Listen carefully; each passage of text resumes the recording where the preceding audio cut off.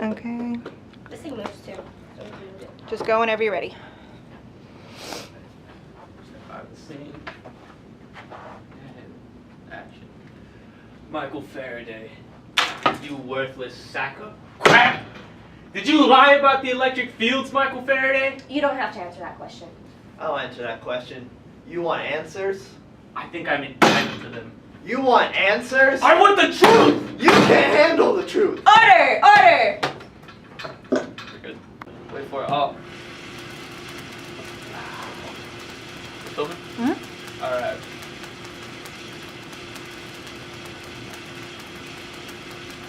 Is this magic? Am I actually doing something right now? Am I just a drunk guy who should probably go home because he had way much to drink? No. What's actually going on here is science.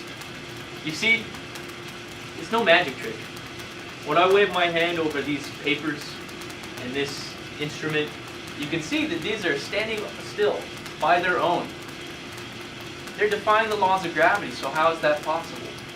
Well, as we know from physics, anytime you have enough of a force to oppose gravity, you'll have suspended motion.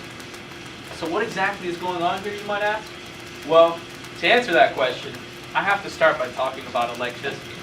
Now, I know you're all familiar with electricity. Whether you pay the bill for it or not, every night when you get home, you go home and you turn off that light switch. Or, when you wake up in the morning and you try to drag yourself out of bed to go to a job that you hate or a business class that you just cannot stand, you turn on that light switch and you get ready for the day. Now, while you might want to take credit for generating that electricity, it's not really ethical to do. That's essentially like saying, you know, I woke up this morning, so I definitely built the Empire State Building. Or like, hey, you know what?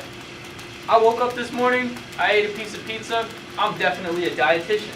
It's just not correct. However, electricity does play a part with the world around us. Anytime we speak about electricity, what we're really talking about is the motion and the movement of charged particles. But we can never see these charged particles. So we can never really understand the fields that surround them whenever they move. So in this diagram right here, what we have is a 2D rendition of a proton and an electron. Now, if you have bad eyes like me, because I was just born with cursed eyes, you might think this is an octopus, or 17 of them. But what it actually is the rendition of the field lines in a 2D plane. As you can see, these lines expand from the proton and they go all the way around into the electron, with an arrow that points from one to the other, always away from the proton and always inwards towards the electron. Now, we're not perfect circles, we're not perfect geometric shapes, but for the most part, we can assume that this proton and electron are more like a sphere.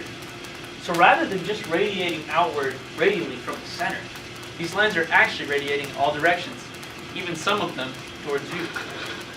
Now, looking back to our Van de Graaff diagram here, you can probably understand now that this, essentially, is just a big, Texas-sized proton, or just a positively charged surface. Looking at these pieces of paper that surround it, you can see that they almost represent what we're seeing in this diagram right here.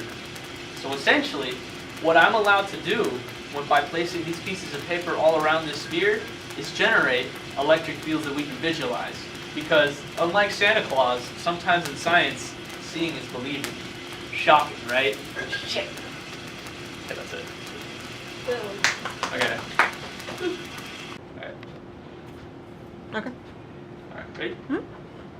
You see, now we're getting somewhere.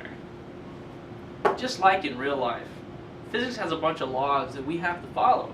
If not, we end up in physics prison, which is essentially just physics hell, and you don't want to go there. That's worse than anything you could possibly imagine. So, let's take some time to familiarize ourselves with the rules and regulations provided by physics. Take this eraser, for example. When I hold it up in the air as high as I possibly can, I'm storing in it potential energy, so that when it falls, it has somewhere to go. Now, this motion of falling is actually the exhibition of kinetic energy. You see, when something is in motion, it's being referred to as being kinetic, which is the reason that we give it the name kinetic energy. So at this point up here, we have nothing but potential energy. But right before the eraser hits the table, the eraser is filled with nothing but kinetic energy all the way. Now, neglecting air resistance because it's stubborn, we can imagine that the relationship between the potential energy of the eraser and the kinetic energy of the eraser have to be give and take. When one is at its max, the other one has to be at its minimum, and vice versa. Now, the same applies with particles in electric fields. You see, the work done by a force in an electric field acting on a particle moving within that field actually has to be equal to the decrease in energy in the field. Got it? Yeah. Okay. 1 minute there. Go and start recording so that whenever y'all get it together, y'all are. So it's like. So Wait, one, so you do it and then I did? so I go P, P.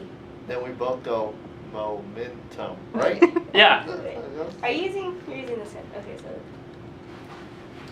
But you gotta say it loud. So actually, you and I will probably have to say it, or you guys just use your voices. You can use your voice, your outdoor voice. All right. Okay. Well, let's do a dry run. Okay, So, talk to here if you can, like aim it here. Okay. So P, P. momentum. Oh, sorry, That's I what we totally got. missed that. Yeah. Right. But you can do it faster if you want to. Okay. So P, P. momentum. Perfect. Yeah. Good. Okay. No. Cool. Now do it again with him ready to pop up. Oh. Just give me a second. Okay. So basically, force is equal to change in momentum. Sometimes when particles interact, they lose momentum. Okay, yeah, I got it. Okay. Okay. All right. You guys ready? Yeah. P, P. momentum. That's right. Sorry. Momentum. Did you want to restart? Yeah, let's restart. Let's redo it. That's pretty bad. All right. Yeah. P, P. Momentum. Do it again. You gotta. I know it's funny, but you gotta keep it Yeah. together. Come on. P, P. Momentum. That's right. Momentum.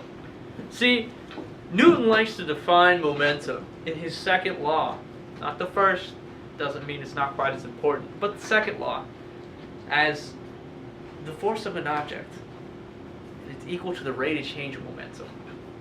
Momentum, that is. Now, just like any other aspect of science, particles and electric fields still have to obey to this law. So, when you have a particle moving through an electric field, its interactions with other particles and its interaction with the field itself causes it to lose momentum, or at least change momentum. However, looking at the particle, we find that some of this momentum just gets lost. It doesn't get transferred to any of the other particles it interacts with. It just seemingly disappears. We could accept that. We could go home and we could sleep well. Or we could try to face it for what it really is. What's actually happening is that momentum is getting lost in the electric field. The field itself is storing that momentum. Thus the reason why it's all conserved in the end. Now, let's get back to that accusation of Michael Faraday.